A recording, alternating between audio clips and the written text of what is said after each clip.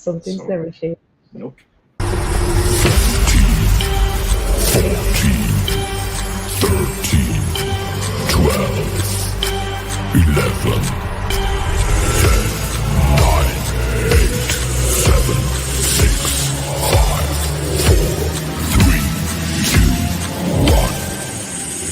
0.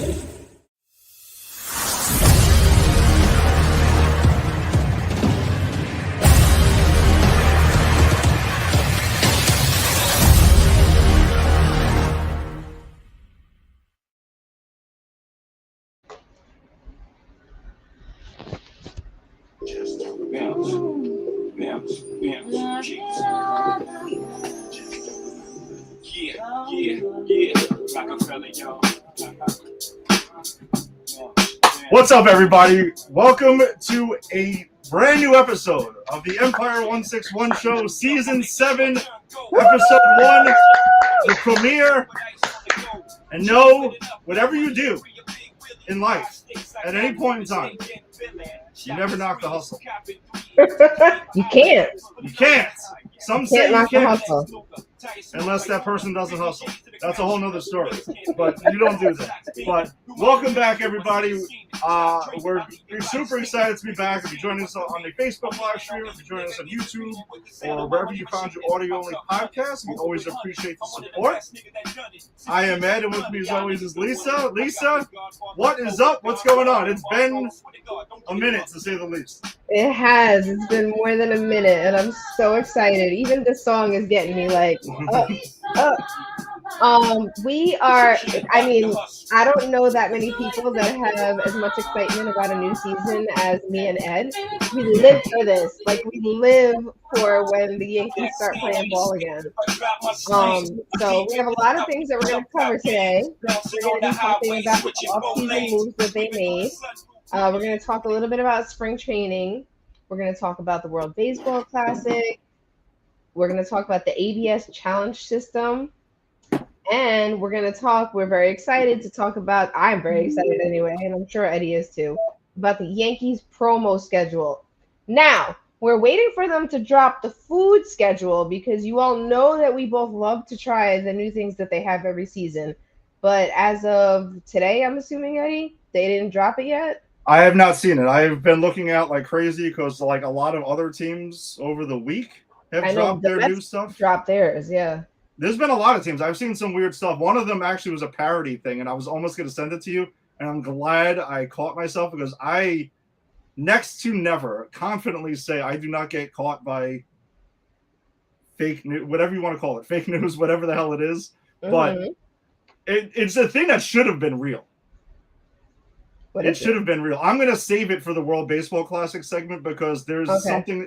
There's a tie-in. I'm going to tease what that is because something you specifically, I think you will be excited about. So, okay, all right, you have my interest. All right, but hopefully the audience as well. I know. But suffice it to say, folks, when they do drop the menu, we will report on that because that's very important to us. Mm-hmm. And you can guarantee that we'll try. If there's 5 things between the two of us, we're trying all 5. Like we always do. We love trying the new food at the stadium. But anyway, I'm excited to talk about all the things we have today. It just feels good to be back and to talk about Yankees baseball once again. So where do you want to start, Ed? Super excited. And it's crazy because like this year specifically, we didn't really have to wait to get competitive baseball because we did get something. Do you want to start with that, or what do you think? I mean, we can really go anywhere, honestly. I think this was you want to start with that? Yeah. All right. Let's start by shouting out Venezuela. Yeah, they absolutely did earn it. I mean, I am wearing my US gear for sure for Team USA because again, it's always, and when it comes out with this, it's always going to be Team USA no matter what. For you.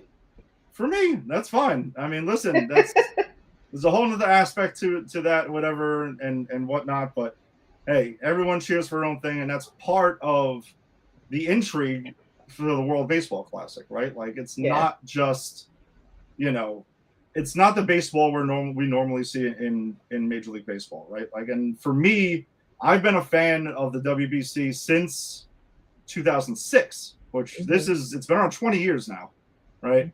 I even have a shirt from that. I have a Derek Jeter jersey shirt from that I did wear to my first WBC game. It's still in good condition. I think you need to post that on our website. I will. The picture I have on my Facebook profile is I actually was wearing that, but you can see the front. Like it looks like a regular Team USA shirt, but I will take the full picture of it for sure. But yeah, so I've always been excited for this tournament, and I'm really happy to see that each time around, it seems like it's grown in popularity. I mean, the numbers are now reflecting that completely. Like they've had their highest. Got some stats on that. Yeah, they have their highest TV ratings ever. They have their highest attendance ever. I mean, you can clearly see, it's getting super popular. Is it at the levels of the World Cup? No, it's not. The World Cup has been not around yet. No, not yet. But I'm saying it's still like in the somewhat infant stages. I think you would still say, right? Like it's still super young, but people are gravitating to it. They're catching on to it, right? Like this, this was on my bucket list of things I wanted to attend. And I was gonna say, you and Angie got to be there. Yes, and this is where my cup I usually have is actually from the Houston pool because my wife and we went to the 5 U.S. games in Houston that did take place. So we did get to see it firsthand, and there was a lot of excitement of like, what is this going to be like live? Like in person, because you see it on TV where it's just like, it's different. It just seems different. And that was something like I really wanted to experience. And I will say that, like, just to quickly and not go too deep into that, because I also want to get your perspective of, the World Baseball Classic as well, is the first game against Brazil. I mean, I was really jacked up to go to this thing because, like, again, I've, been a big fan of it. And it's the first time it drew me in too, because Team USA basically had their version of the baseball dream team, right? Like that lineup was super loaded. Unfortunately, like it didn't really reach its potential fully and stuff like that. But like, again, the knock against the tournament in general was, Team USA doesn't ever really put out their best team. Like it seems like they're holding back every single time, specifically with the pitching. Yeah, I was going to say that. Specifically with the pitching. And again, it's tied to Major League Baseball, right? Because it happens at a time of year. I know we came up with a plan. They just haven't listened to us yet. Well, at the end of it, though, I do want to tie that in, though, because I heard it. There's been talk now. I heard it. So, it takes place during spring training. Now, some of the guys did get ready earlier to try. They cut their off-season short and got into it. Once they named Judge the captain of Team USA, he called Paul Skeens, reportedly first. He said immediately he's in. Like, he didn't even let him finish the question. And a lot of the team followed suit. So that's what made me want to really get out there. I'm like, this is it. Like, now it's time to go and to really see this thing. The first game against Brazil, it was very exciting early, and then, like, they blew out Brazil. It wasn't really a competitive game. And, yeah, it kind of felt like a regular game then for the most part. The second game against Great Britain, I started to get more of that feel. Like, this is different now, right? Like, there was a guy with a trumpet playing random songs in the stands and stuff like that for players. Like, he would play the Imperial March every time Judge was coming to the plate and stuff like that. So it was cool. The game that I attended in person that was drastically different was US-Mexico. And I expected that. Going there, you can see in the streets in downtown Houston, and the whole tournament, everyone was jacked up. You can see that. But you can see also there was a lot of Mexico fans and stuff like that there too. And the stadium felt like kind of somewhat of like a soccer atmosphere where half of it was Mexico, half of it was U.S. And there was the chanting back and forth, kind of like what we hear at the Subway Series. Like, that's when we get that kind of thing where, you get both fan bases in the building chanting back and forth. Yeah. And that's what that was like. It was super intense, but it was also like it was like a baseball party, if you want to call it that. Like, it was like that. It did have a different atmosphere. And Angie and I sat next to these guys who drove up from Mexico. Oh to watch it. wow. And they were mad cool. Like towards the end of the game, they bought us beers without even asking us and everything like that. And it was a lot of fun. We took a picture with them afterwards and stuff like that. They were like super nice and stuff like that. But then like the US jumped out to a 5-0 lead and their crowd kind of got like fairly toned down. The second they got anything going finally, then suddenly like they got loud. And then you got the true back and forth nature of kind of like what I was kind of expecting. The US-Italy game, I mean, it was a dominantly US crowd. They lost that one. I think most of the crowd was stunned for most of that game. Like, they were the Cinderella of the tournament. Like, nobody had Italy doing anything, and they went to the Final Four, which is crazy. They beat my team. They did, and I was actually going to, like, tell you about that, though, because, well, whatever. I'll say that for a second. But then the quarterfinal game against Canada, which was on a Friday night, that game felt intense because it was, win or go home. It was literally a playoff game. That had something to it. Plus, it also had and I felt like the U.S. team had a lot of momentum into this tournament from the Olympics. Like the two hockey teams winning the gold medal, and people were hyped up, kind of like just in general for that. And then Team USA, like baseball, like admitted like they were taking inspiration from that, and they kind of rocked with it. And that was U.S.-Canada again. You had that feeling. Even the Canadian team was saying, it would be great to beat them in their sport because they beat us in ours. Yeah. So there was that element. It was almost like, all right, dude, you can't lose this game. Like this, it would be weird. It would be like Bizarro World suddenly, like what was happening. But no, the U.S. took care of business in that one. But then the next day, Houston hosted Puerto Rico versus Italy. And we were flying out that day at 2:30, and the game started at 2. But when Angie and I were walking around, like we grabbed something to eat before we head to the airport. Lisa, downtown Houston absolutely flooded with Puerto Rico fans. It was not even close. Like good job, downtown Houston. It genuinely felt like Manhattan the day of the Puerto Rican Day Parade.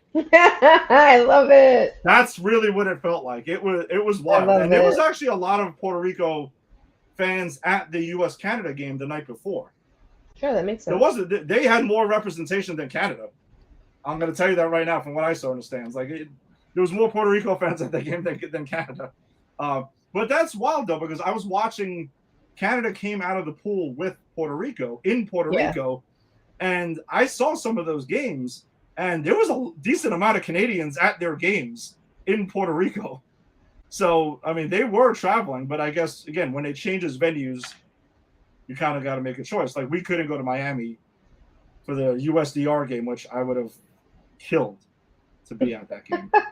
That was insane. I don't know if did you watch that game? Yeah. Yeah, that game, you felt the tension. Every pitch, every inning, throughout the entire, you felt it through the TV.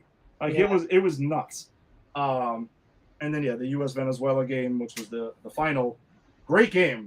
I mean, but Venezuela, listen, tip of the cap to them. They beat Japan.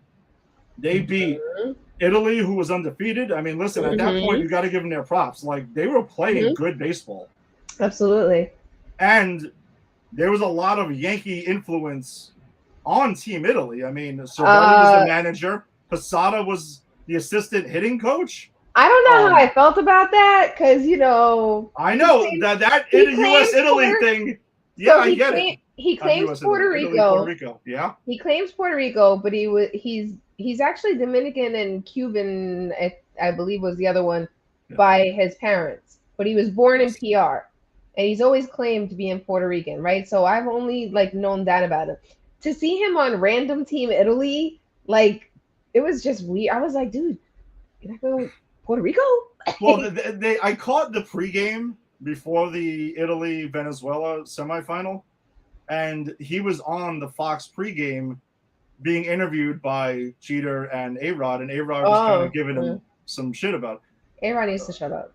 Again, though, but he was pointing, what he was saying was true, and he kind of called him out on that, in detail. What did he say? Because I wouldn't have listened to him anyway. Posada said straight out, I'm obviously wouldn't be eligible to play, but Cervelli called and he was like, hey, I need help with the coaching staff. Like for the coaching staff, you don't have to be eligible to play. Like Yeah, of your course. parents. So he was just like, listen, no one else called me. So and then, he's cool Okay, with that's Cervelli. fair. So he That's was fair. like, hey, and Cervelli was interesting because he was eligible, but apparently like his family grew up in Venezuela and everything like that, but in apparently a very Italian household. Like part of he is, I mean, his last Italian name sounds much more Italian. very much, and apparently he So, moved to Italy, and he lives there 8 months of the year to help grow the baseball program in Italy. Like smart. he's fully dedicated to this thing. Good for him. That's awesome. And they had Greg Weissert and Ron Marinaccio, who were all former Yankees who pitched for them. Yeah. So there was a lot of Yankees, and Dave Righetti was their pitching coach. Yeah. So there was a lot of Yankees influence on Team Italy. Yeah. Venezuela beat them, and then they went on and beat the U.S. So you knocked out 2 of the 3 considered like favorites for this thing, and you beat the undefeated Cinderella. So I mean, there's nothing to say. Like they absolutely, earned their championship. It's wild. So I thought it was interesting too is cheering for Team USA. Okay, I was cheering for Alex Bregman. I was cheering for Roman Anthony. I was cheering for players that you don't, and one of them being Cal Raleigh, the big dumper. Yeah. He had a really bad tournament, but like whatever. The point is, like, you end up find yourself cheering for players that you either. I don't have no issue with Cal Raleigh, but like you find yourself in cheering for the Red Sox, and they were cheering for Judge, and it makes interesting experiences watching the game. And now, obviously, starting Wednesday or the second the WBC ended, we're back to being enemies again, and that's it. But listen, Roman Anthony hit some big homers for Team USA, so I will kind of acknowledge that to an extent. I'm not cheering for the guy. Let's not get crazy now. But like it's interesting that's the case, that you find yourself there. And then cheering against people you normally cheer for. Like I cheered against Jazz Chisholm in the game against Great Britain. So there was that. So your experience though with the WBC. You watched. I didn't get to watch that many games, but I did watch it. I watched USDR. I watched Puerto Rico and Italy. I watched Venezuela and US. I saw those games. So let me just read the 2 stats I had first. So it, like you said, it was the most watched World Baseball Classic final in history, 10.7 million viewers. And the World Baseball Classic set an attendance record, which you were a part of, with it was just the Classic in general. 1.6 million fans traveled to go see the games. Like that's so impressive to me. So what I love about it is a couple things. And first of all, going to your point of you're cheering for people you don't normally cheer for, I feel like that's what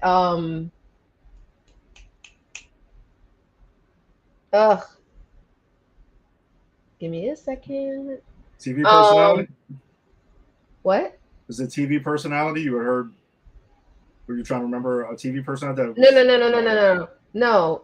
But cheering for like players from other teams that we normally cheer against, and some of them we really don't like, is like when you have I'm going blank. Okay, so let me just stop right there and be honest with people and say, like, I'm at a stage in my life where I forget words right now, and it's just gonna happen like that for like 5 more years. So this is what's happening to me now. I really know what this word is. You're gonna have to help me out, and you will. Football, fantasy football. There you go. See it. No, there you go. Fantasy baseball, fantasy football. Yeah, there you go. So when I just did my draft earlier.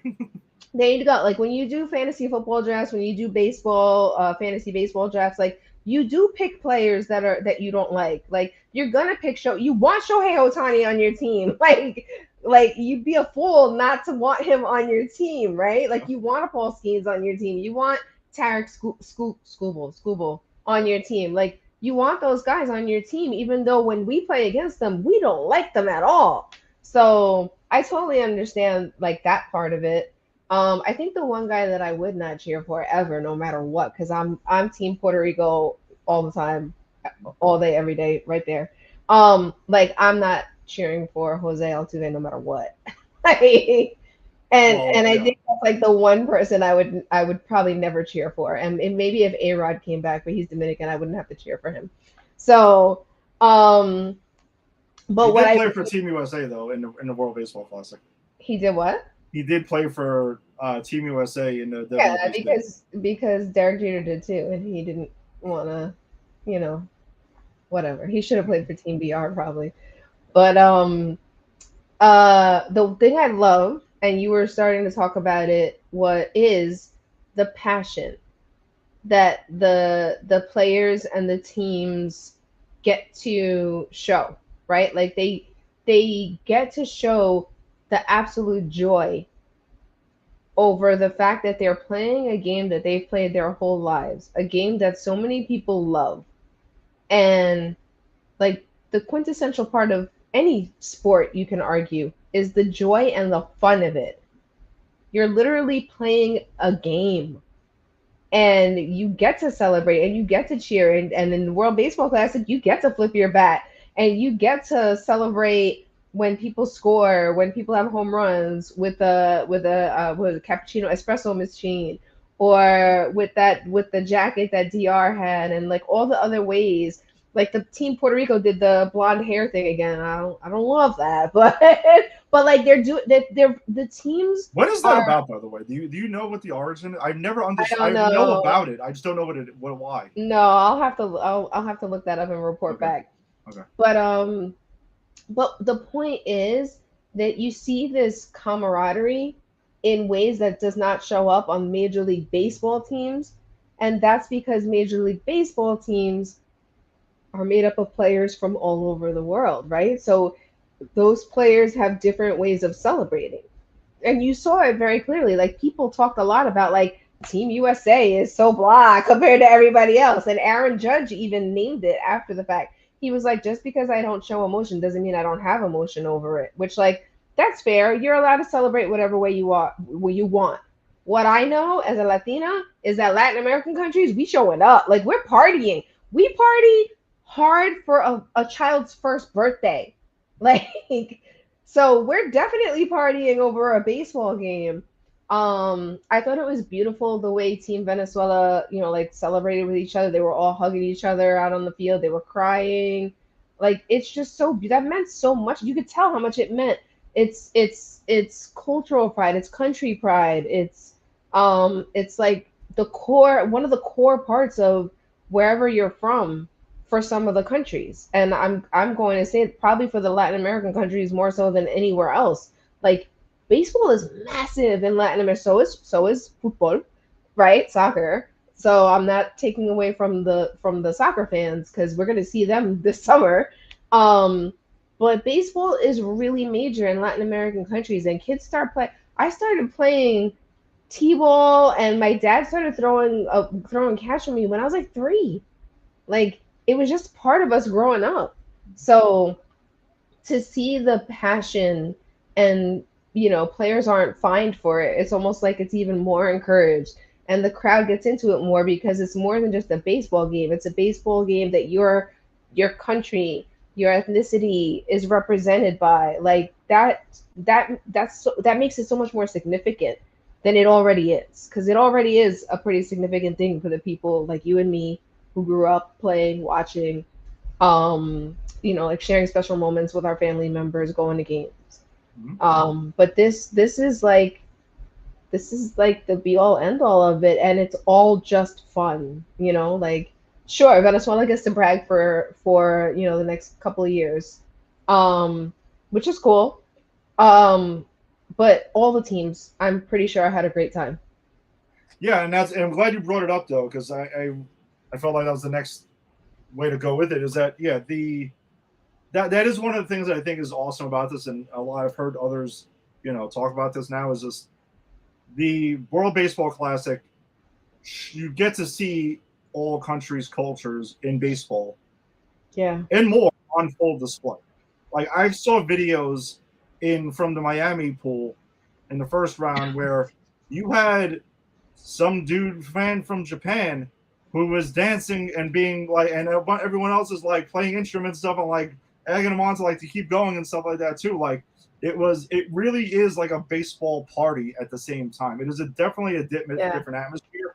And also, you had brought up like, Team USA, right? Team USA was somewhat getting flack for not being as like vibrant as the other teams, and some were questioning whether they cared or not and stuff like that, which I know Logan Webb came out after, and Judge came out, and Bryce Harper and stuff like that, and Schwarber. A lot of the guys and Skeens were like, that whole narrative that's out there about like we don't care as much is completely bullshit. Because like we're showing we celebrate differently, like you had mentioned, like what Judge said. This is in our culture in baseball. When you're talking like, a lot of times like in the U.S., the baseball culture is, is different. And they were like, you can see they were expressing emotion. I mean, when Judge hit a home run in his first WBC at bat, he was jacked up screaming at the dugout. Or when, we've seen him do that with the Yankees too in big moments where he was going around and he was going ahead and he was doing the salute rounding second base and all that sort of thing. Like, it's just different. And the fact that the offense never really got going, I think any team, when they're not hitting, it looks like they're in a malaise. It's just the way baseball is, sports in general. If the offense isn't clicking, there is this idea that suddenly it's like, oh, they're not trying. They're dead. They have no energy and stuff like that. Like I think they're trying hard as hell to get out of that malaise. Yeah, exactly. Like they want it, but I saw Team USA again. Like they celebrated in big moments and stuff, and plus a lot of the other things that they had done, like when they showed up to the final wearing literally game-worn U.S. men's hockey jerseys that were sent to them by Fanatics. That was awesome. I mean, that gave me chills, like seeing that. That's how they showed up to the ballpark. Like that was sick. The women's hockey team also won, but okay. I don't think they were going to fit into their jerseys, though. These were they were game-worn jerseys. Got it. No, they gave them the jerseys. Like, that would have looked awkward if they showed up. Like crop top jerseys. Yeah, that would have been like Aaron Judge wearing Hillary Knight's jersey, meanwhile it's like up to his like mid, like that would have been awkward. They would have been like ripping out of them like Lou Ferrigno. Yeah, so that's what I'm saying. Like that was cool, and also like Paul Skeens, his warm-up music was the theme to Top Gun, and that's not normally what he warms up to. That game, dude, I was so amped. He pitched against Mexico, and I heard that, and then you get the story like he was a Navy cadet and stuff like that. He was going to be in the Air Force and stuff, and so was Griffin Jacks, and that they flew in. That's a bunch of the cadets and Air Force for that game. That was sick, and we saw them outside of the stadium. They had their own like Air Force jerseys on and stuff. To me, again, like that gave me like goosebumps. Like I was like amped for that. Bryce Terrain, the second baseman, his walk-up music was Danger Zone.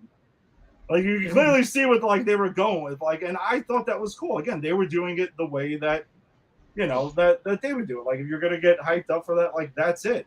I mean, shit, throughout this WBC, man, Paul Skeens, I know that stuff that came up last year, he allegedly was telling teammates that he wants to play for the Yankees.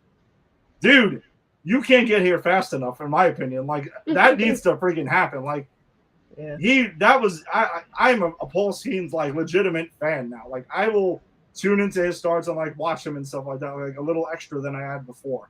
It was fun cheering for that, for other players like that. And again, like it got me hyped, man. Like I was pretty hyped up with that. And again, like you said, like seeing the different cultures together with that, it was awesome. It was just a big party for about 2.5 weeks. And it was just a lot of fun. It really was. Okay. No, go ahead. No, I was going to say is that Rick was trying to give me some shit for not staying for the Puerto Rico-Italy game. Mm. And I told Rick, I'm like, well, though, if I did, I mean, mean, I in one hand, I kind of might be cheering for Italy. Wow, Eddie. Wow. I am half Italian. I mean, I kind of mean, feel like okay. I kind of feel like I would be somewhat obligated to. No, I would have showed up with my U.S. stuff and just watched the game. Like that's what I would have done. I wouldn't have been that guy in right field who the ball drilled him in the chest, and he caught it, and it was supposed to be a grand slam for Italy, but then it turned into like a ground rule double. And they showed him he had a U.S. hat on and like that, and they showed him in the stands like he was beating himself up for the rest of the game about that. But I'll tell you though, like it did kind of hurt Italy because again, if it hits the wall, base is clear, it cost them a run technically, to get out of that. But no, I was messing with Rick about that. I'm just like, I don't know, dude. Like, who do I kind of, if I have to choose, I mean, I might. Rick can't talk anyway because he cheers for another team a lot more than he cheers for the Yankees now. So. but then, yeah. On the other hand, I'm like, well, I don't know. I mean, I kind of grew up around a lot of Puerto Rican culture. You did. And you have a lot of Puerto Rican friends. I'm saying, yeah, exactly. I'm like, I legitimately was just like, man, I was joking with Angie about it. I'm like, if we went to this game, like, I wouldn't know who to cheer for. I think I would just have to just throw in another U.S. shirt and just kind of just enjoy the game, and that's that. They did have something cool, though, regarding food at the ballpark. They did do themes for each team that were there. Like, there was fish and chips and bangers and mash for Great Britain. I think I sent you the picture, right? The cannoli with ice cream and a helmet. I don't remember you sending me that. I thought I did. They did sell it for Team Italy. They had a big baseball helmet with 3 scoops of ice cream, and you had 2 cannolis. That's a lot. On the top. Whew. They were mini cannolis. They weren't like full cannolis. Like, it's not as crazy as it sounds, maybe, but that had to happen. I mean, you're talking about ice cream and cannolis. Like, I mean, you don't have to twist my arm to get me to go there with that. Yeah, there was a lot of stuff there. I wasn't at the game after with Puerto Rico and Italy, so I would have been curious to see what they would have done, what Puerto Rican like dish they would have had there. I would have extremely been interested in that because I'm like, oh, well, what are we going? Could have been a lot of things. Yeah, there's a lot of things. If it was dessert, it could have just been like flan or something like that. But yeah, but like food wise, a lot of our food is heavy, so yeah. I will admit that. Arroz con pollo, maybe. I don't know. I mean, yeah, or pernil. Maybe, and then that would have been the winner for me. I don't give a shit. I know you would have loved that. Let's go. Then you would have cheered for Team PR. That would have been the tipping point. I would have been like, oh, sorry, Vincent. I eat Italian food all the time, but I'm like, I also eat Puerto Rican food a lot, so I kind of got to go there. Yeah, it was a lot of fun, man. And like anyone, if you're a fan of baseball, like we are, and like Lisa, like if you get a chance next go around. Oh no, I have to. That in the Caribbean World Series, that's just like one of my goals is to go to both of those things. Yeah, it's so awesome. Like Rick went the last time around. He saw, I think he went to Puerto Rico, Nicaragua in Miami the last time, and he was like, dude, the WBC is different. Like, yeah, it's different. You have to see it like firsthand, like live. And he was 100% right. It absolutely, really, really is. Well, we got 4 years. It'll be back in 2030. No, they were saying 2029 because the original plan was every 3 years. Oh, yes, I did hear. Well, yeah, but I don't think they decided yet, right? No. They didn't officially announce it yet. Yeah. Remember, during COVID, there was also a 6-year gap because it was supposed to be 2020, and then that got booted. Right. So, yeah. And then there may be a shutdown next year. Yeah, there's also that. That might affect it too. 2 things I want to say. Well, actually, 3 things I want to say. One is it would be remiss for me not to mention that Bad Bunny sent custom cleats to Team Puerto Rico, which you shared with me. I thought that was awesome that he did that. Also, we did not talk about No, we still got more. There's still more World Baseball. Our favorite umpire to hate on, one of them, because we have a couple. Oh, Jesus. But Laz Diaz did it again. Yep. In a pretty big game too. Yep. Pretty big game. Yep. He did it again. And this is why we're gonna eventually talk about the ABS challenge system. This is why I'm in favor of it. Because of people like him. Because he made some crazy calls. Like yeah, I saw it was a preseason game. It was spring training game he was doing. Lisa, shit me not. Pitch down the middle. Right, cut the plate in half. He calls it a ball. Immediate challenge. Strike. But he is gonna look so bad. So when we get to the ABS challenge system, I have the top 5 umpires that had the worst calls last year. He is one of them. Okay. He is one of them. I like it. So I did want to mention that, and we could stay there. But I also wanted to just reiterate what our plan is. And our plan is that the World Baseball Classic should be done in the middle of the season when they have the All-Star break. It should be a 2-week break instead. And all the players who want to opt in to representing their countries should be able to go do that for those 2 weeks. Everybody would be warm. All the pitchers could play if they wanted to. No limits.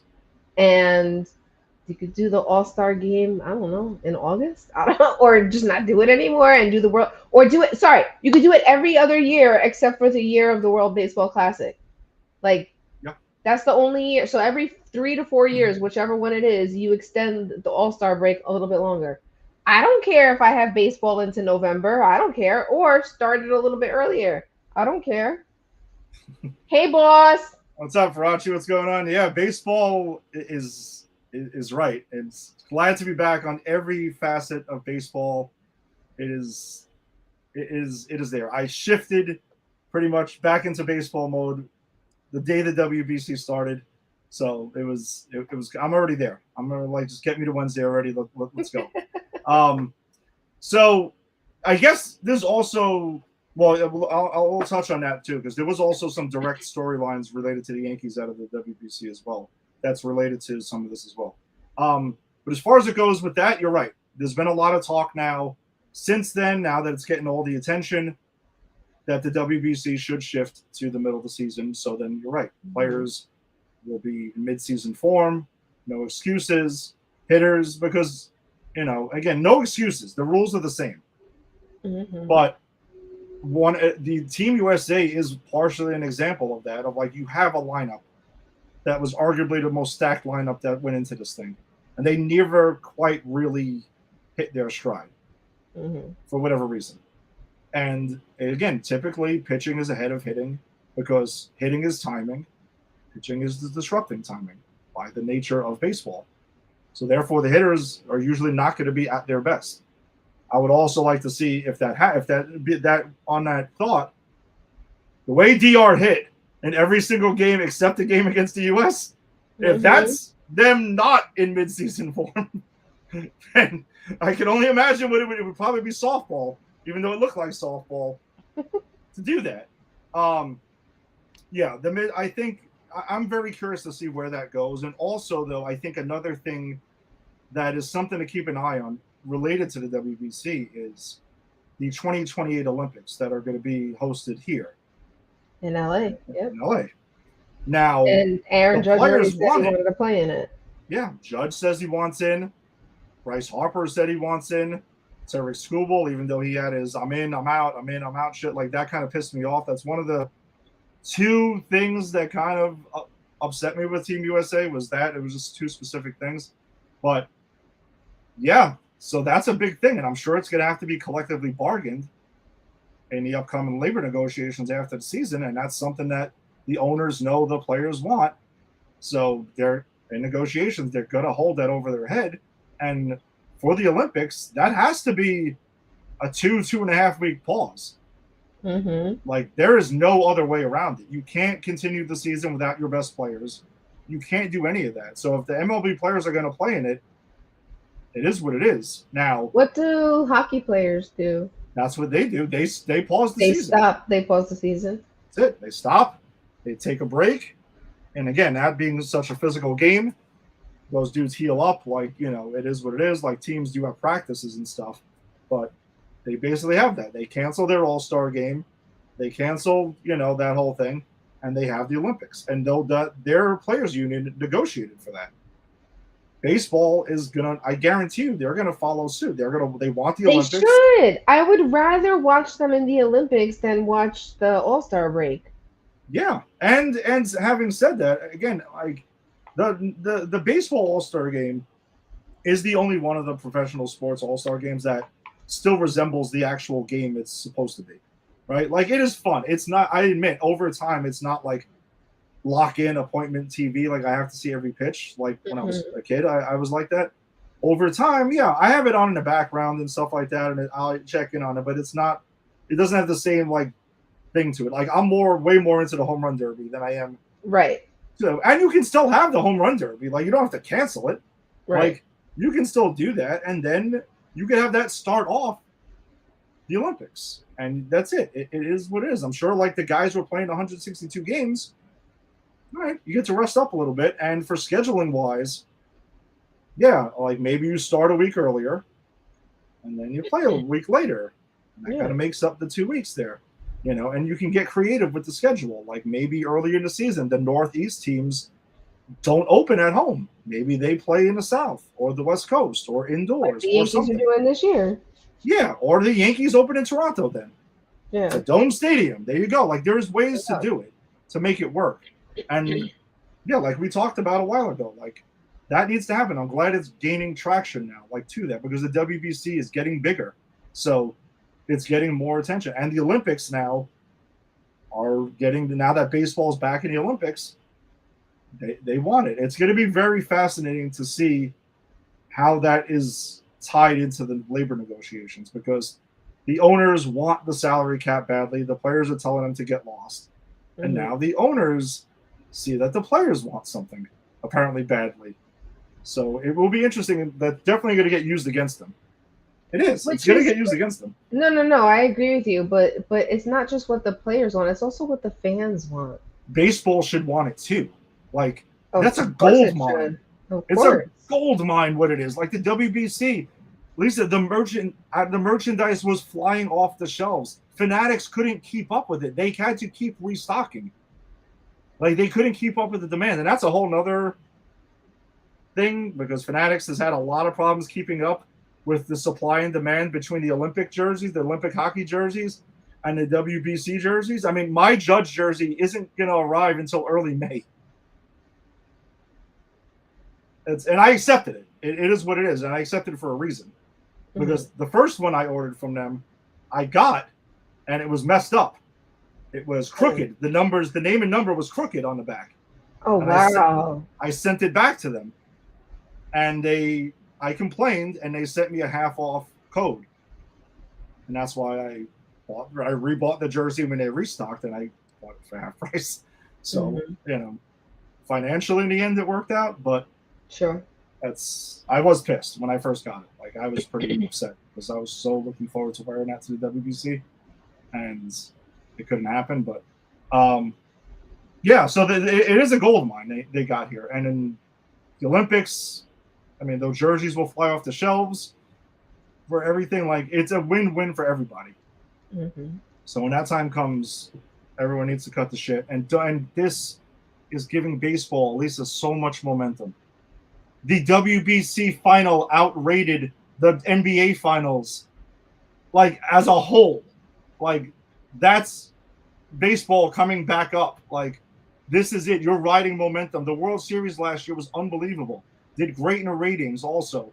Like, you can't shoot yourself in the foot again over a labor negotiation. You just can't. And I'm sure, like, as the season goes on, we'll touch on that, though. But baseball, the players union needs to get as tough as like the WNBA did. No, they are the baseball players union. I'm sorry, but like, the players union is the strong. Like, they're the strongest union. They keep pushing the owners around. That's the way it's worked out here. The baseball players union is almost like the mafia, like the way they're trying to run shit. But they need to, give and take. Oh, Juan is joining us here. Oh, World Baseball Classic. Well, we've been talking about it, but we're about 45 minutes into talking about it. Thank God some of the other Yeah. stuff is actually kind of shorter topics. Yeah. I knew this was going to be like the big one. As it regards though to the Yankees and the WBC, like yeah, Aaron Judge started off hot in the World Baseball Classic. He had cooled off. It was 7 games. You know, the narrative of Judge not coming up in big moments, that's back Still now. stands. But Yeah. it's just we didn't get a chance to talk about this last year because again with the playoffs and stuff. He crushed it in the playoffs last year. Crushed it. He was awesome in the playoffs last year. He hit the big homer against Toronto, the only game that they had won. Bangs off the foul pole in left field. Huge moment. Awesome. That whole thing personally was also like fantastic. That was when I got to be on the field and do the flag and everything like that. Oh yeah, It was that incredible. was cool. Yeah. So, and then you're trying to tell me in 7 games in the WBC, like if he doesn't hit 360 and hit 7 homers and everything like that, like suddenly now we're going to go back to that? Stop. It's stupid. It's very stupid. I'm sorry. I'm not in on this at all. Like, stop. You know, he went ahead. He had a bad final. There's no question about that. He had 3 strikeouts in the final. Not excusing that, but he also came up big in plenty of times throughout the tournament. He also made the biggest defensive play against Dominican Republic, throwing out Fernando Tatis, trying to take third. Yeah, that was huge. That was a good play.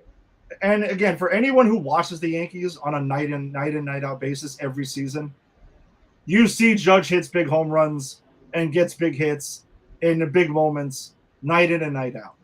So I'm not having that. Like to me, that's he carried the team for 2 years straight. I would say he's carried the team since 2017, since he came up. Basically, let's be real about this.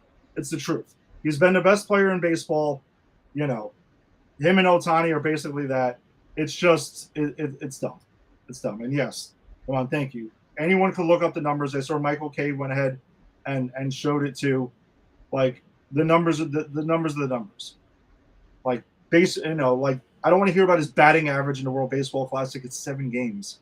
He gets 1 or 2 more hits, and then it inflates it by 100 points, and then we're having a totally different conversation. So let's just it's a silly narrative. It's a lazy narrative, like not for it. You know, dude's Captain America. No matter how you look at it, not whichever way you want to cut it, that's that. So it is what it is, and it's like those who try to push the false narrative. It's just it's nonsense. Usually, you watch and you see they have an agenda. They're a fan of a team that doesn't like the Yankees or wants to be a rival of the Yankees badly. Mm-hmm. That's one team that really wants to be a Yankees rival, but they're not really.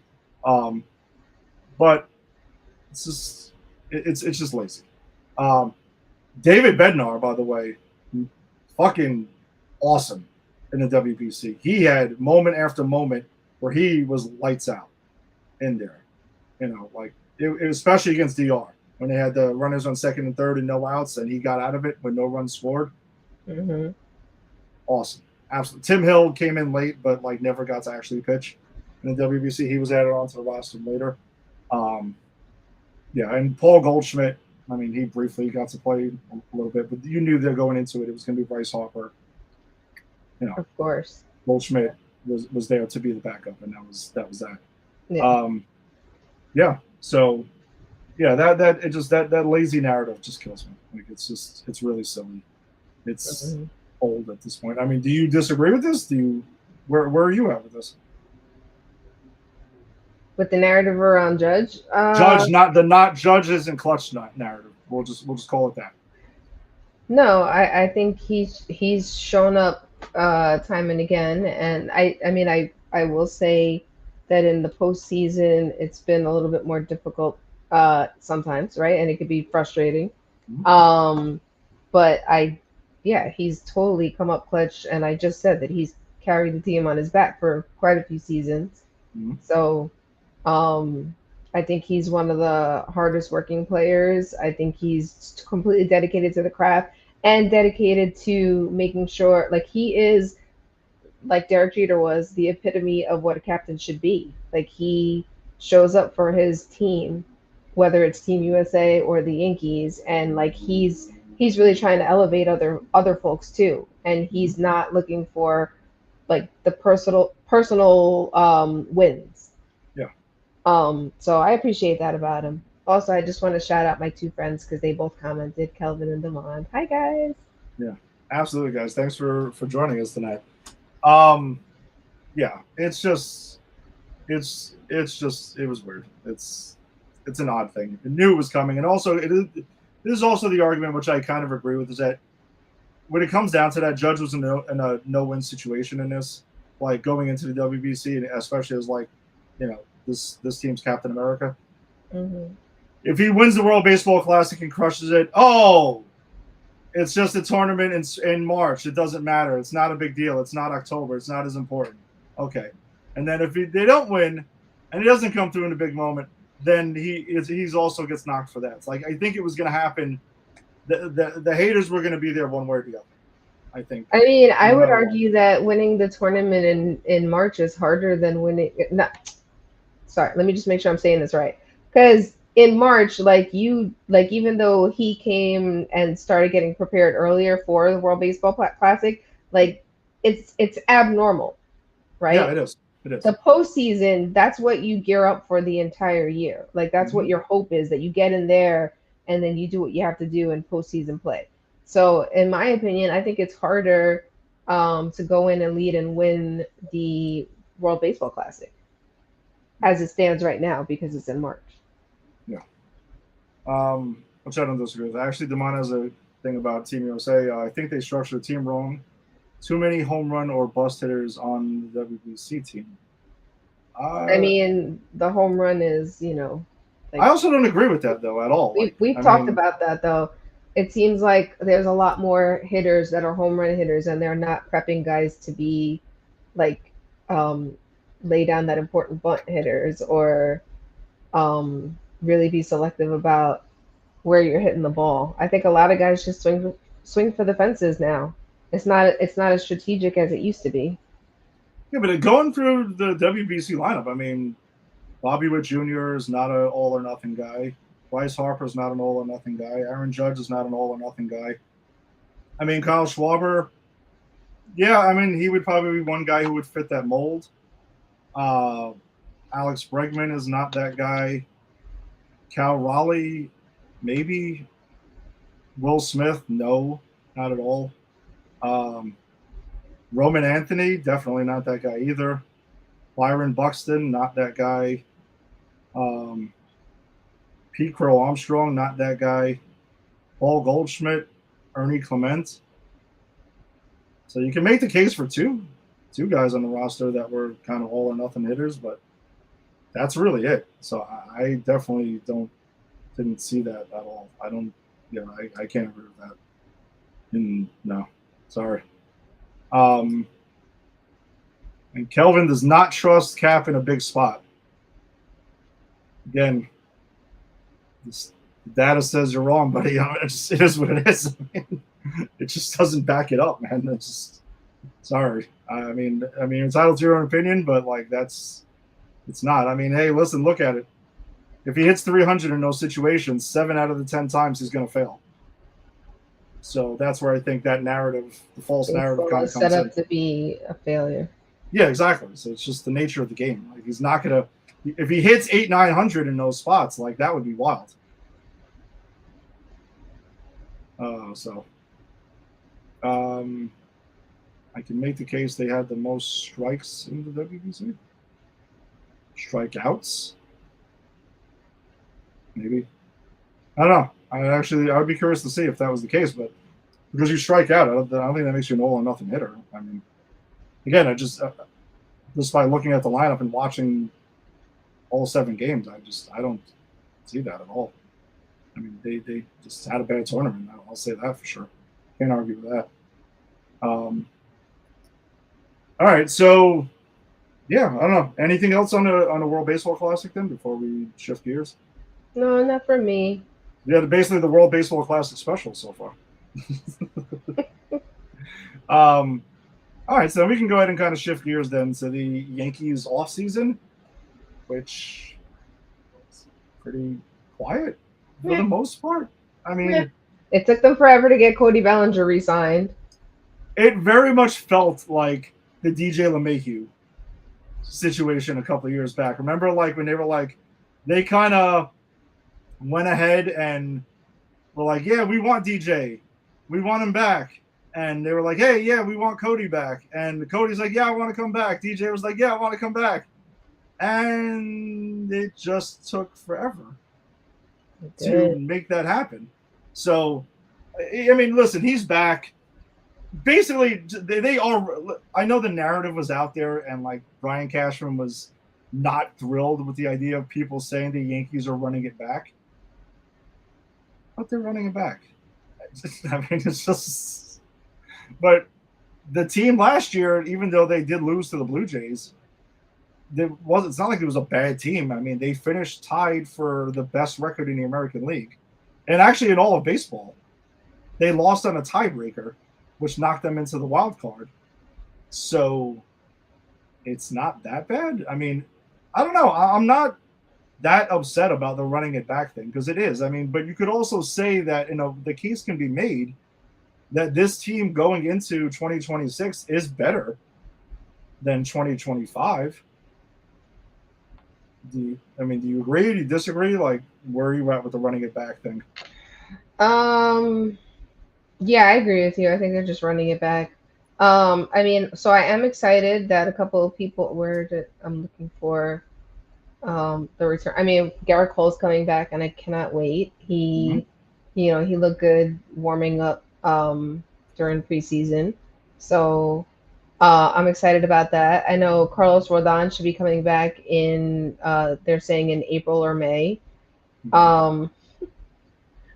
I'm going to say I'm okay if Anthony Volpe takes a little longer to come back, but he's supposed to come back as soon as May. I know Damon feels the same way as me. I was interested to see that Jason Dominguez, they optioned him to AAA to have more consistent playing time. Yeah, I mean, I can't push back on that because, I mean, his defense is bad. Yeah. He actually he flubbed a fly ball in left field earlier today, and I had the game on, and my God, I questioned. I'm like, dude, have you ever played the outfield? Like, is he the new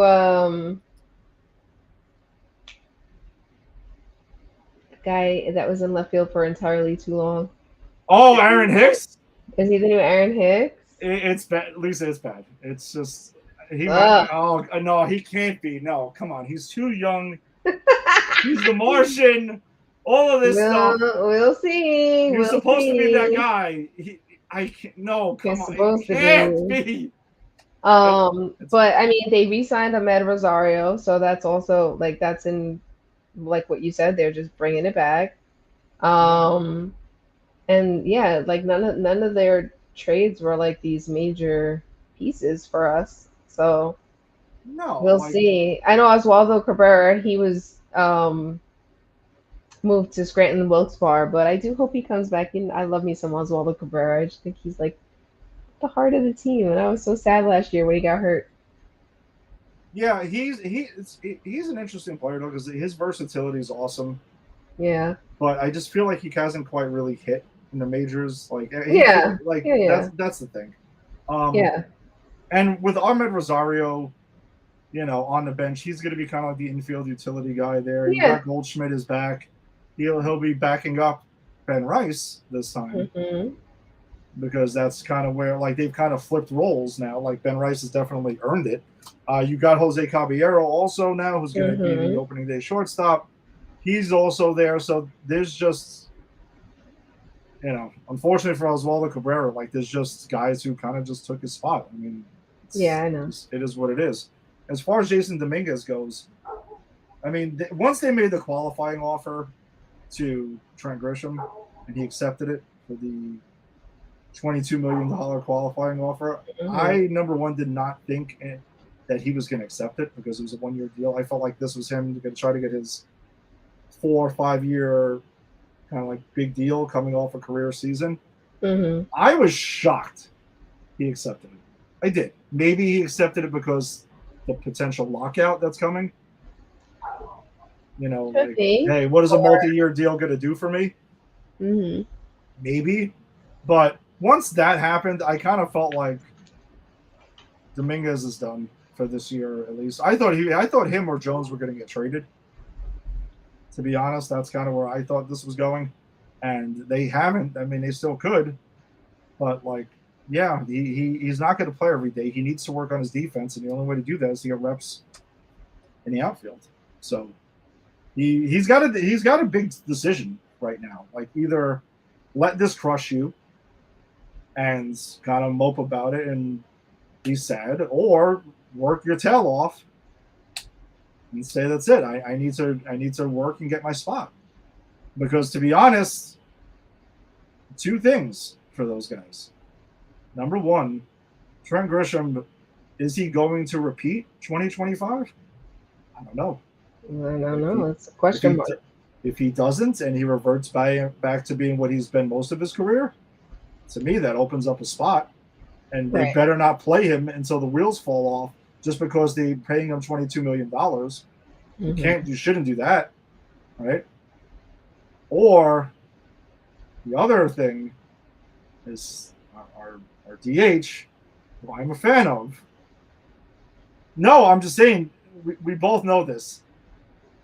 What's the under and over of how many games he's going to play this year? Due to the IL, nothing else. He hasn't gotten hurt yet, and he's determined not to get on the. I mean, I know he has no control over it, and unfortunately, he tends to be Mr. Glass. And he already admitted that he can't even open a bag of chips. Which, by the way, I'm so happy to open any chip bag you want. Like, I will just be your chip bag opener. Okay, Giancarlo, holla at a girl. Yeah, I mean, I think he wants to play as many as he can this year because if I'm not mistaken, this year, he could get 500. He would have to. If he plays, a monster season. Listen, when Stanton plays, I'm not concerned about it. Like, when he's on the field and he's healthy, like, I'm good. Like, let's go. He'll go through his ups and we've seen it before. Yeah, of course. Get hot. He's gonna hit at a point where it looks like nobody on this earth can get him out. Yep. And then he's gonna go through another stretch where he's gonna look like he's never played baseball in his life out of nowhere. Like, it's just the way Stanton goes. But for me, at the end of the season, as long as the numbers are there, I don't give a shit how he gets there, as long as he gets there. But if I were a betting man, and sometimes I am, but if I were a betting man, I would not bank on him playing 150 games this year. No, but most players don't. I wouldn't bet on him playing 120 games this year. Okay, if I'm being completely honest. I want him to. He hasn't in a long time. I would love for him to. If he plays 120 games, 140 games, he will get to the 500 home runs. I can assure you that. And the Yankees will be in a phenomenal spot. But will that happen is the question. And that, to me, is where at-bats will open up for Jason Dominguez, for Spencer Jones, who are both in similar spots. I would love to see Spencer Jones come up. So would I. That would be amazing. When you're striking out 40% of the time in the minors, it's tough. It's tough. And he's no spring chicken, like, as far as rookies go. So no, he's not. There's a reason. And now, Giancarlo Stanton is one of the oldest guys on the team, too, now, isn't he? He is. He might be the oldest. No, I think Goldschmidt's got him. Oh. Without even looking it up. I didn't even look it up like Fisher. Let me look. But he looks like he's older, but yeah. Well, they might be the same age, maybe. I mean, that's highly possible. Okay, yeah, they might be the same age. Is it? I don't know. I'm looking up Giancarlo. All right, I thought I got it. Yes. No, Giancarlo is 2 years younger. Okay. So it is Goldie, right? Like I would say 30, it's yeah, Goldie. 38. Goldschmidt's 38. Yeah. So that's where, unfortunately, I think the at bats are going to come from. It would be there. It's going to be my guess. Belly's playing left field. Judge is going to play right. Judge will get his DH days when he needs a day off here and there. We got Randall Grichuk, who's going to play. He's the fourth outfielder right now. Mm-hmm. They needed a right-handed bat anyway, so he made the team. He'll be there. So, I mean, again, running it back is not the worst thing. And also the case could be made that we didn't start the season with Ryan McMahon last year, right? Remember, we had all those. That's right. Remember, we had a black hole at third base for the first half of the season. Last year, we're like, Jesus Christ, can somebody play third base? Yeah. And so they're off. They're off on the right foot. They're getting off on a better foot. Well, I'll put it that way. And also, you know who looked good too? We didn't talk about him. Carlos Lagrange. Lagrange? Oh, yes. Is that how you say his name? Yes. I know it's like two separate words. It's not Lagrange, which I know it's not Lagrange, but he looked amazing. Yeah, he did, and he had a .66 ERA for up to yesterday. Kid's throwing 102 miles an hour. I know, and regularly. That's crazy. He's a name to keep an eye on because, I mean, we know how it is. You start a season with X amount of starting pitchers, and we'll see how that goes throughout the year because you can't just have bare minimum. But no, that's a good. Not on our team either. Definitely can't have bare minimum on our team. And now it's a good transition though for the starting pitchers. What was that? Cam Schlittler. I'm a fan. I'm a fan of him. Very excited. We loved him last year. Oh yeah, no, super excited for him. Well, yeah, because just to start the season, that's another thing though. I think the Yankees pitching is going to be better than it was last year. Yeah, on paper it should be right. Max Fried, which we've seen, he's awesome. He'll get the ball on Wednesday night. Cam Schlittler is slated, to pitch game 2. I'm not gonna jump ahead because I don't know if you wrote that down or not because I know I hadn't. So they have Fried, you have Schlittler, you have Will Warren, who's definitely earned his spot. They traded for Ryan Weathers, David Weathers' son from the '96 Yankees. So that's cool that he's here. He's a good young pitcher who they're taking a flyer on to stay healthy there. You still have Luis Heel. And then starting the season on the IL, you have Rodon, who's supposed to be back pretty quickly. He just kind of got an elbow cleaned up for bone chips and shit. So that's not too long, and that's not that serious. And then you got Garrett Cole, who it's interesting because he pitched in spring training a little bit, but then he's not expected back. He pitched an inning the other day, and actually the leadoff hitter for the Red Sox dropped out a bunt against him. Oh, which I was like, what a dick. Come on. What God. But I'm shocked that actually didn't start some shit immediately. Knowing Cole too, I'm surprised he didn't get pissed and say, screw this, I'm gonna throw at somebody. Immediately, what are we doing here? He's not expected back until June. But I'm going to say right now. May, June. I have May, June. Yeah, I'm going to say more May. I'm saying more May is for sure. I'm saying more May. Mid-May is. I'm going to just throw that out there right now. Prediction, officially. That sounds good. I'm with you. Mid-May. Mid-May. I like that. How is he pitching right? Yeah, how is he pitching now?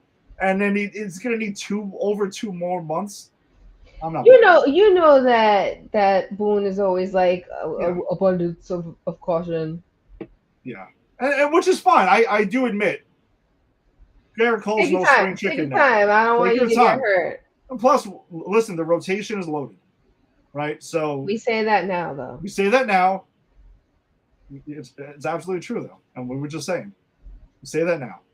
Agreed. And we'll see how it plays out. Yeah, he's 35, by the way. Yeah, so.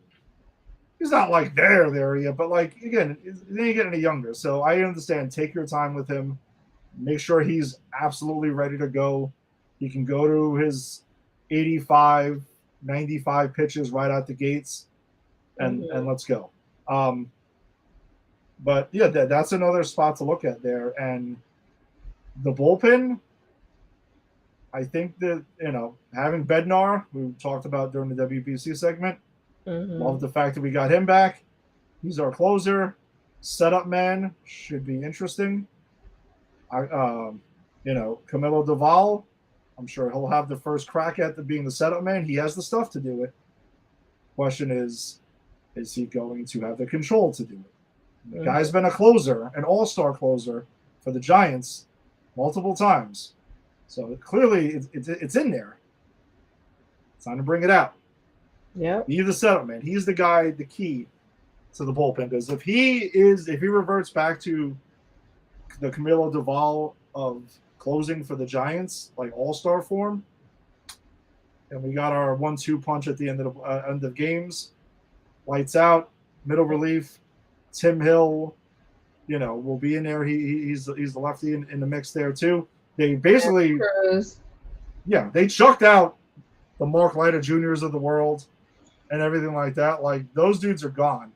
Yeah. And that's fine. And that's what I'm saying. Like, yes, it's running it back, but like in the fine details is where it's not. And that's where I'm excited to see where it goes here. And then Weathers might be, the plan is to have him in a rotation to start and then shift him to the bullpen once they're fully healthy again. So that could be an upgrade to the bullpen as well.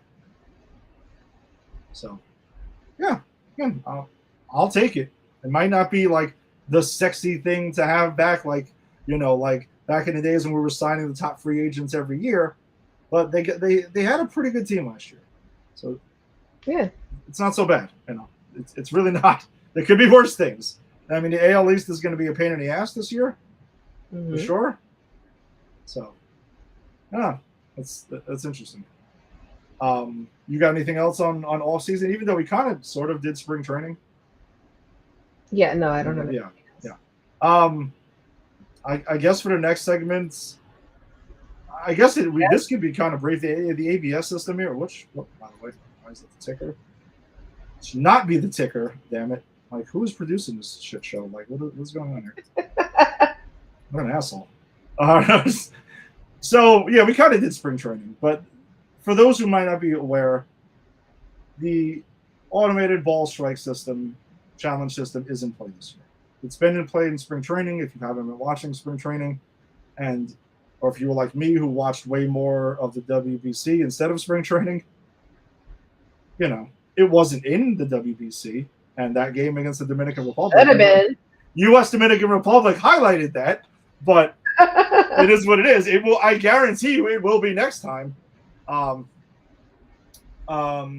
Yeah, it's pretty straightforward. Like, each team gets 2 challenges to start off with. No, go ahead. I'm sorry, go ahead. Yeah. So teams can challenge a home plate umpire's ball or strike call using 3D tracking. Each team has 2 challenges. The only players that can participate in calling the challenge are the pitcher, the catcher, or the batter. Nobody else can influence it.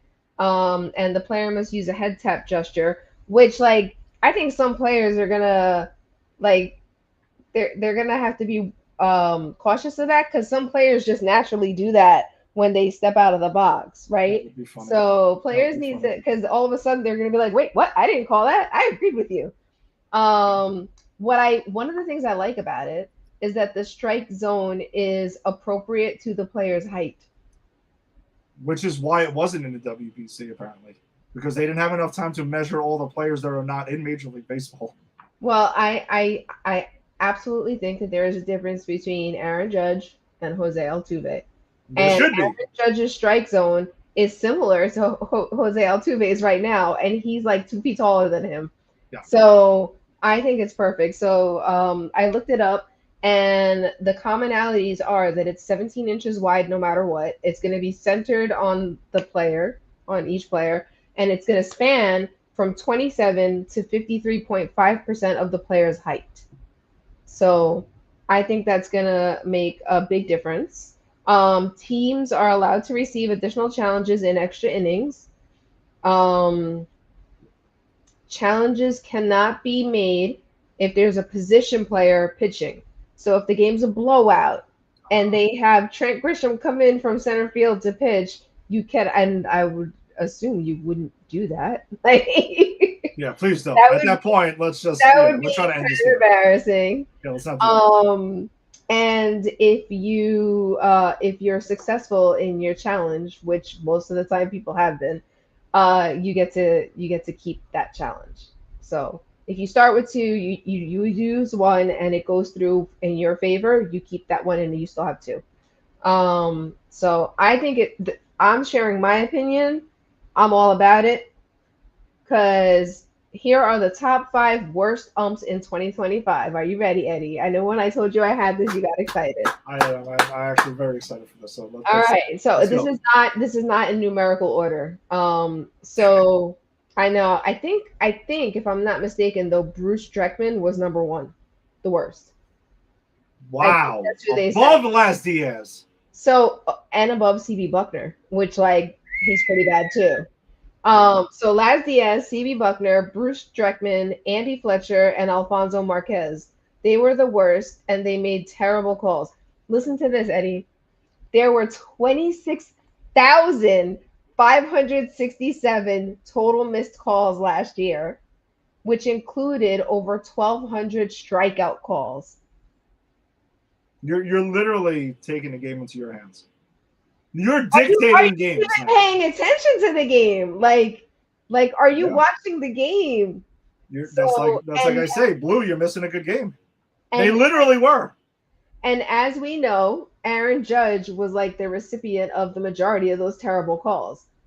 Like that's another stat. Like he gets the worst calls against him in the strike zone because people are just like, oh my God, Giant, I don't know where to look. So I think this is only going to help the game more and keep it more honest because last year we talked several times over the season about how frustrated we were with calls in the games that were like so obvious that they were out of the strike zone and they were being called strikes. Yeah. Like at that point, I have to think you got a personal vendetta about the player that you're calling the balls and strikes are, and you're not supposed to have that. You're supposed to be impartial for everybody.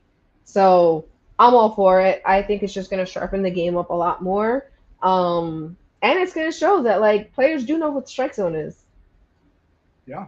Specifically, certain ones who really know, like the guys with a good eye, like, Aaron Judge lays off a lot of pitches and stuff like that.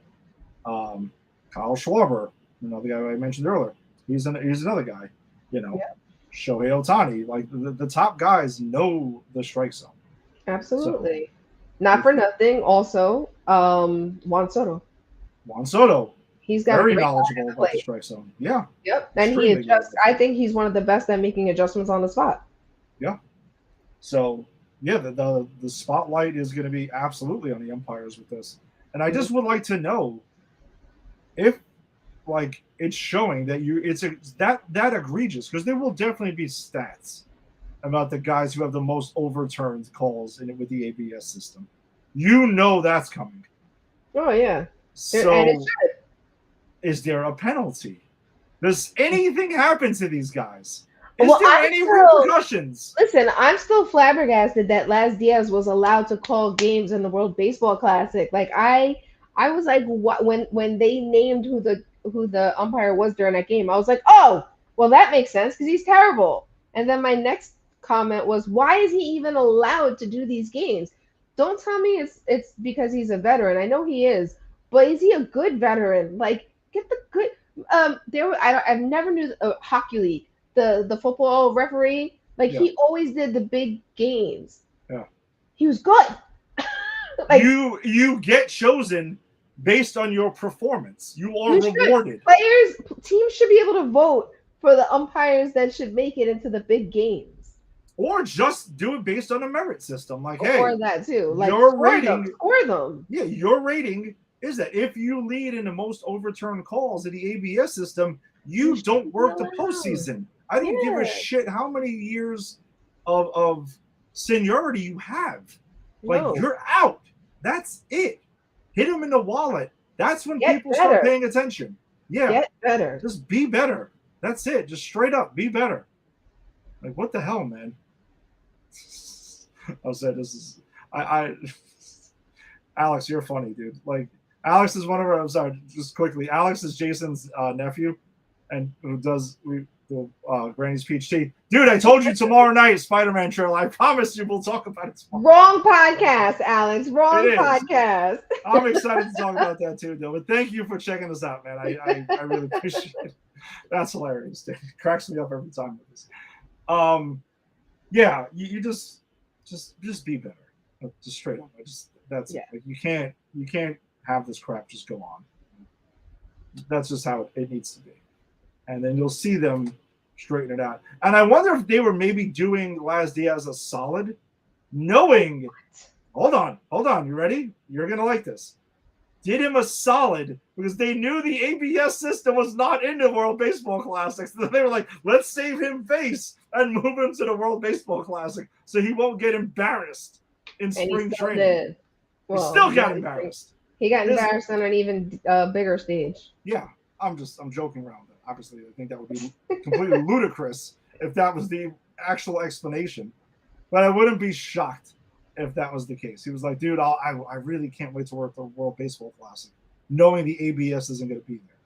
I also wonder if the ABS is going to, like, weed these dudes out. Like, just straight up. Like, dude, it would be great. It would be great because I'm sure that there are other people that are out there who have been calling games that are way better. Yeah. Or it'd be like Angel Hernandez, who magically retired out of nowhere. Yeah. Yeah. So, also, can we talk about more women umps? But well, there was something that was I was gonna share it. I forget what it was. We do have a female home plate umpire. Yeah. Yeah. Oh, we do. Yeah. Oh no! I meant I meant in Major League Baseball. No. Oh, okay. No, don't even get me started with that. That's a whole nother thing. I used to play ball with her. Stop. In the turkey shootout, it was literally laughing stock of how, like, both teams were laughing about how bad it was. Okay. But the female home plate umpire that is in Major League Baseball, there was one that also cut the middle of the plate that she called, a ball, and it was getting highlighted. Again, I don't care who you are. You're right, though. Yeah. Weed everyone out. I don't give a shit who you are. Yeah. That's it. And there's got to be repercussions. That's the main thing. I agree. There has to be repercussions. They can't just be allowed to call the biggest games. So no, that's it. You're done. And also, though, with the ABS, the team's got to, like, really be smart about this. Like, you can't. Oh yeah, you can't go nuts first early in every game. Like, no, you can't. Then you're out. Your teammates are going to want to, like, to choke you. And that's where, like, discipline, because I can see, I love him, but I can see Jazz Chisholm Jr. He's terrible. He's terrible at it. I'm telling you right now, I've seen it all. Yeah. Because he constantly questions, like, was that what? Like, he's constantly he got thrown out of a game for that, didn't he? Yep. So like, I need a Jazz Chisholm Jr. to, like, hey, calm down. Yeah, come to break. So there are certain players that I think, like, they're gonna have to control themselves a little bit more, and he's one of them. Yep. But it's like chess. You need to be very strategic with how you use them. Yeah. Just like you have to be when you call for the play review. Yeah, and they don't have time because you have to challenge immediately. There's nobody in your dugout rewatching the replays and making quick decisions. It's like you said, it's the hitter, the pitcher, and the catcher. And a lot of teams are taking this out of the pitcher's hands, though, because the pitchers are too emotional. Mm-hmm. Like, they're saying it's going to be on the catchers to do this. So, for our sake, Austin Wells, you're going to be on. AKA Mr. Dominican Republic. We didn't even say that. No, we didn't. We didn't get to that. But by the way, he had a day. He was named to the All WBC team as the catcher. I know. I need this. I need that Austin Wells. I need less breakfast burritos and more Dominican Poppy Austin Wells. Like, make your mom proud. Keep making your mom proud. Whatever it is. Like, I know they took him. There was video of him going to, like, this Dominican barber and stuff like that, and they had that. He got to glow up. He got to glow up. That's what I'm saying. Like, and I show up on Wednesday with that. I need Dominican Austin Wells in the Bronx. That's the Austin Wells I want. I do We too. need Dominican Austin Wells. I don't know if you need mofongo, like instead, maybe in the stands, or Some plátano. mangú. I don't know. Whatever you need. Whatever you need. Que lo que all day. Que lo que all day. Yes. Like, You go ahead and you make you it. know his walk-up song. Diablo, like something like that. Like you need his something. walk-up song needs to be bachata now. Like that's it. He just Fine. needs to Let's go. Let's go. I need that. That's the Austin Wells I need. That's the Austin Wells we all need. We all need that in our lives. No, all jokes aside, though, like I think that experience, like, and it hopefully builds his confidence up, and that's the guy that we get, because I mean the kid's talented, but we just need to really fully see it. He's shown it in stretches. Yeah. But that he needs to put it together like the full season. Like, let's go. Like Austin Wells has arrived. The guy that we stays exactly. Not for just like stretches. No. Like, we already have one stretcher. That's my man right here. Yeah. Like I don't need more than that. No more hot streaks and everything. All right. Anything else on ABS before we get to our final segment? I'm very excited to talk about our last segment. Yes. So the Yankee Stadium promo schedule was released. My God, I got the whole list ready for us. Yeah, I have a thing to share the screen, but apparently there's something going on with my friggin' browser. I'm gonna put it up, and then you tell me what you want to do. So we have this, but the pictures are being blocked because I don't know. I got to do something with my browser, and we're in the middle of doing it. So I mean, there is the list there. Okay, so I also have it. I could to do the list. So the very first one, Eddie's gonna hook me up because he almost always does, is calendar night. And if Eddie can't get me a calendar, then Joe will give me his. I'm just putting that out there, Joe. All right, so I have bad news about that. You're not going to the game? I have opening day every other day. What about your friend? Oh well, because I'm yes, that was my next move. I'm okay. Okay, let me not say I cannot be denied calendar day. I'm not saying I have mine hanging, and it's Carlos Rodon from March. Like I have that up in my office in front of my desk. I also need to know what month Giancarlo Stanton is, so I could just keep it on that month for several months. So it's still not dead and buried that I'm not going to just last minute jump into that game, just simply because of the.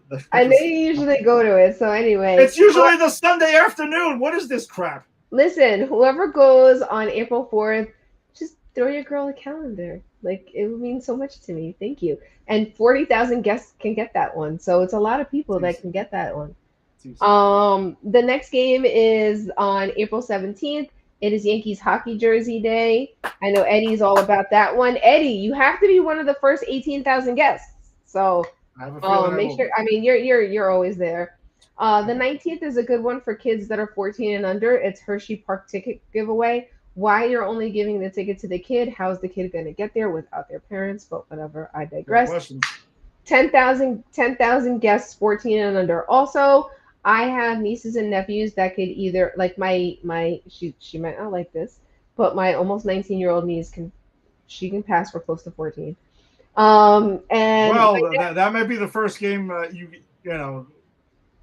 There's a strong chance that game's getting offered to you. So okay. I'm sure that May 2nd you're very excited about because it's Max Reed Mandalorian bobblehead. I saw that. Yes. I'm gonna say it looks pretty cool. That's all you. First 18,000 guests for that one. That's probably going to be one you got to get there really, really early for, though, I suspect. Yes. Absolutely. The one after that is on May 21st. That is Cap Night, which is tradition. 18,000 guests over the age of 21. Again, like, why do you have to be over 21 to get a hat? But whatever. I think it's because it's sponsored by Budweiser. I was going to say that's probably why. Yeah. 522. I could care less about basketball, but I want this jersey. I will be there. Giancarlo Stanton basketball jersey night. I need this one. So we will chat. We will chat about that. Okay. Whether I go to the game or not, I don't know what day of the week that is, but it's Friday night. I can go to that. I need Memorial Day weekend, Lisa. Well, okay, I'm in. The next one after that, you and I both appreciate this one. It's on June 6th. It's Military Appreciation T-shirt night for the first 18,000 guests.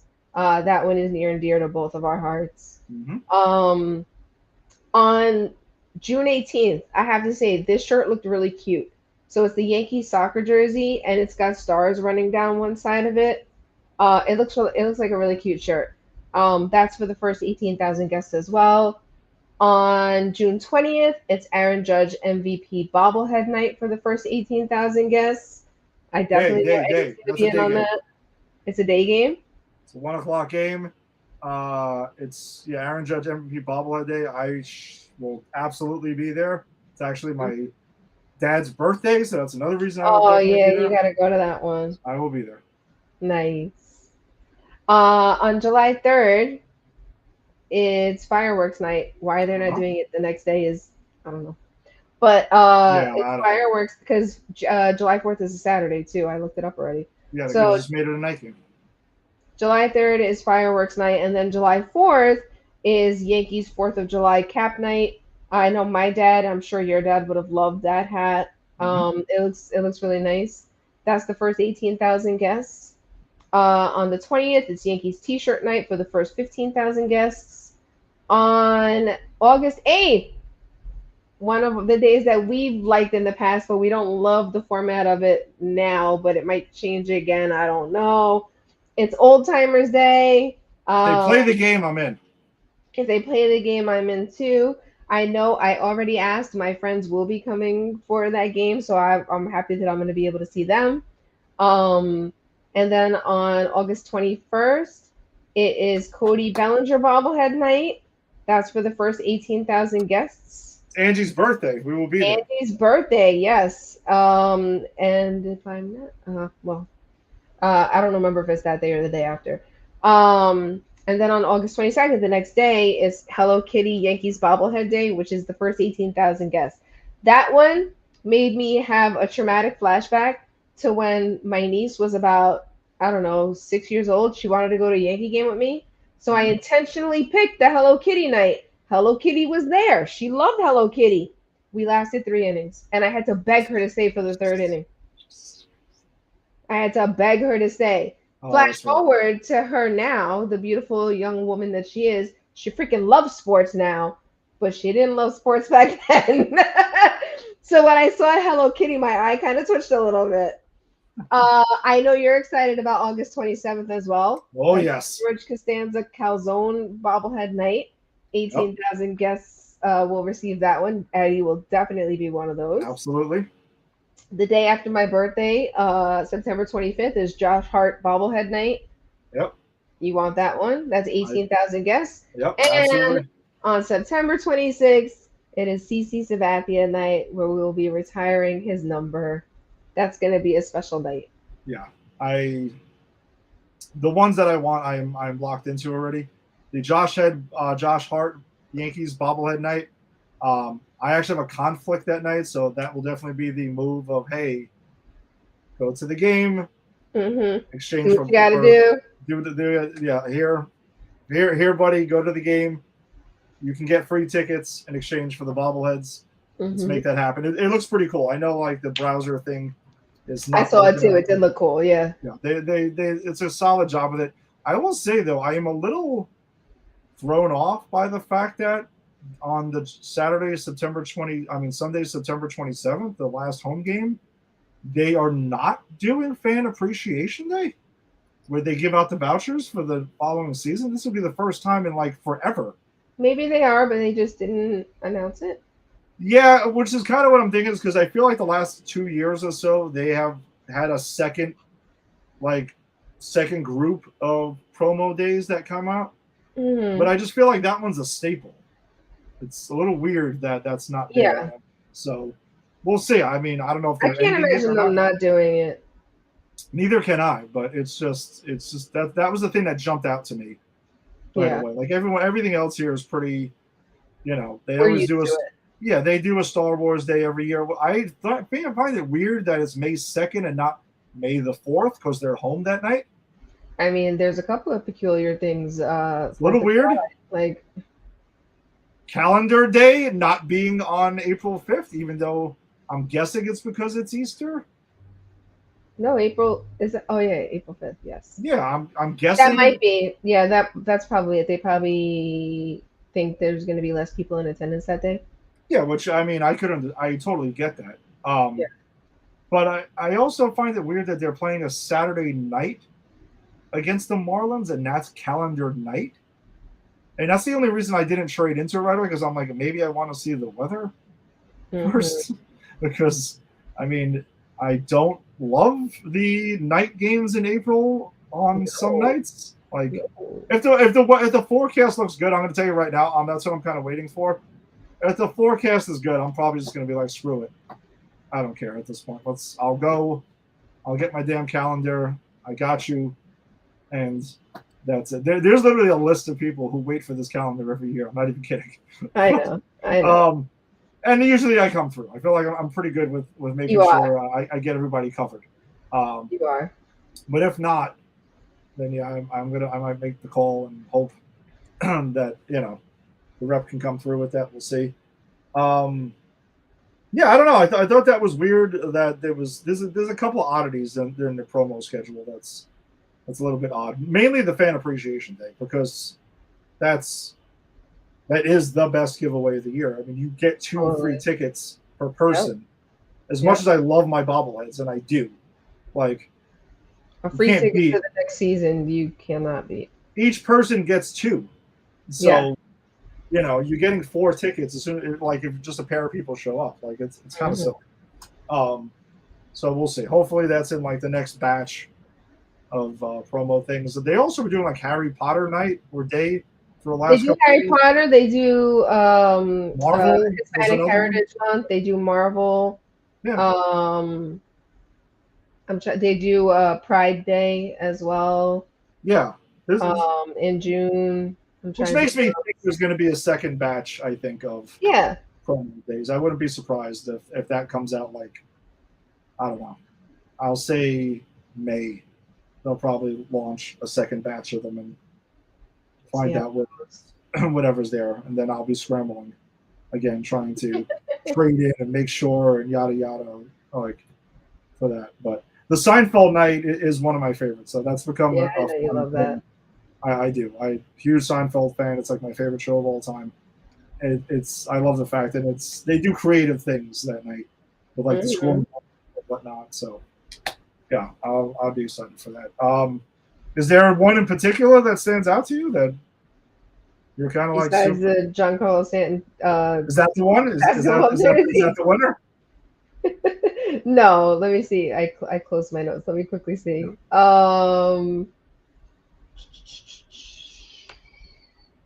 I mean, I do always want the calendar. Yeah, it's gonna be. The 4th of July hat only because I just know that my dad would have loved it. Like that, just the significance of that one. Yeah. Stands out to me. No, nothing really. Nothing else like super. I told you the Yankee soccer jersey looks cute. Yeah. All jokes aside, I was joking when you were talking about that because it's soccer, but no, it does look cool. Like that's there. I don't have that game, but I have the hockey one, which I was glad it fit last year, and that's what got me extra excited because I was like, nice. I remember that you were excited about that. I was shocked, actually, more than anything. I was like, oh, I sized it up. I'm like, I'm gonna try this on over a hoodie. Just to make sure, and I'm like, this actually fits. Yeah. I'm gonna wear this. I will probably be breaking that out in April. Last year's one for this year. Yeah. But this year's looks cool. Like they're doing a nice job, like designing it. I like that. It actually looks. I don't recall seeing. I don't remember what that one looked like. I remember the soccer one. I remember the Max Fried Mandalorian, how that looked. Yeah. The Stanton jersey. I remember. Like there's a couple I remember. That one wasn't sticking out in my head. The one that they had. Was it last year or the year before? I really liked that one. It looked like the one last year looked like a Rangers jersey. It had like the Yankees diagonal like across the chest. No, then I think it was the one the year. Oh wait, maybe that was the one that was Aaron Judge's number. Am I making that up? I don't remember the hockey. I know the hockey jersey I have does not have a number on it because I was going to take it to Stitches. Wasn't. I was going to take it to Stitches and get 99 put on it.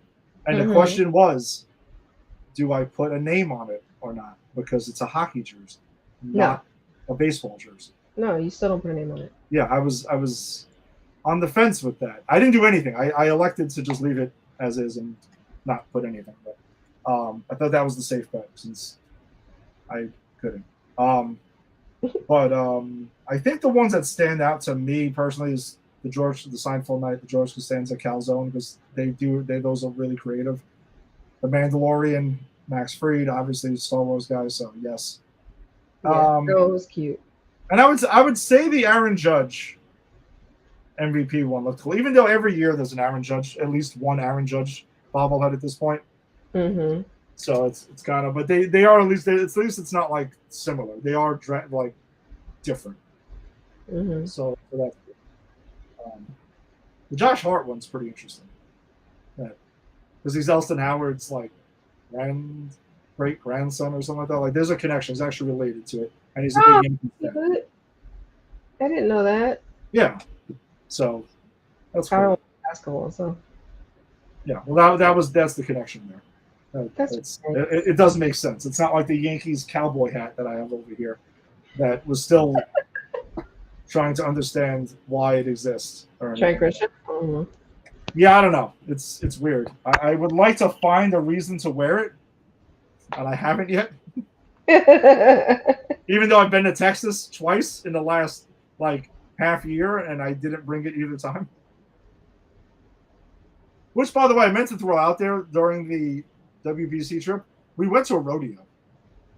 Oh. It was very random. But we went to a rodeo, and that was... It's not that random. I when I went there for my birthday last year, we wanted to go to a rodeo, but we didn't get to. It was an experience, I'll say that. It was. I bet it was. I had mixed feelings on certain things, but it was interesting. I'll say that. And then we had to cut out before the concert started because apparently there's a concert after the rodeo, which I don't understand because they promote it as the rodeo, but then the concert is the headliner. And apparently Lizzo was performed at this thing the night we got there, but we had US-Brazil, so we did not attend. Mm-hmm. So I don't know. I don't even remember who the hell the dude was. I'm not a country music guy, so I'm not gonna act like I knew who it was, as I'd never heard of this guy in my entire life. So I don't know. It was interesting though, I will say. And then it was like, I don't know, whatever. It was fun for most of it. That's all that matters. But then it was time to go to the baseball because they were playing Great Britain. So. Of course. All right. So, anything else before we wrap this up? I know it's an unusual thing. This isn't exactly our typical move, but no, I'm just excited for Wednesday. Definitely coming straight home after work and lock it in. Netflix opening night. I know. Well, that's another crazy thing. At least I have that. I don't have to bother anybody for that one. There you go. Well, I know that they crack down on the password sharing, but yeah. Most people I feel like have Netflix though. Most people do, yeah. Most people do. But yeah, no, I'm looking forward to the season. I'm really looking forward to Garrett Cole coming back. I'm gonna be excited about that. But yeah, just can't wait to, watch baseball most nights after I come home from work, or listen to it on the radio as I'm driving home from the Bronx or whatever, or going to the stadium because I'm in the Bronx 3 days a week now. I can just go and pop into a game whenever I want. So yeah. So we'll talk about that offline. They could open up more possibilities now. Yeah. For maybe. I mean, yeah. Sometimes. All right. Well, then that does it for us. Then this week and next week we will have actual games, Yankees games to talk about. But it's always fun though to do these other shows where we don't have like the exact format, like our typical. There is that too. We'll be hearing it soon enough, Lisa. Soon enough. But Thank you for joining us as always. If you joined us on the Facebook live stream, be sure to check out the Empire 161 Show's Facebook group, where we share lineups and highlights and other stories regarding baseball and the Yankees in general. So you can check us out there. Check out Pop Culture Pros at popculturepros.com, because that's who we are presented by. And wherever you found your audio on the podcast, check out Pop Culture Pros and subscribe there. We will be back next week. We'll figure out. And our Instagram. You always forget our Instagram. Sorry. My apologies. No, I got good with the Instagram. I was just kind of still stuck in off-season Granny's PhD mode, which we don't have an Instagram. So, no, or you can check us out on Instagram at Empire161 Show. No more underscores, none of that. We made it very easy for you. Yes, it's right there. You can't miss it. So, check us out there as well. So, let's go Yankees. Get your Netflix ready for Wednesday night, 8 o'clock. CC will be on the call or in the studio, wherever the hell they're doing with them. Quite a few people, yeah. Well, everyone and their mother will be there. Hey, we might be on the call. Who knows? That'd be dope if we were. It would be fantastic. But, we'll see you next week. Probably Sunday. They're off Sunday, which is weird. So we'll see you then. Peace. Bye, everybody. It's up to you.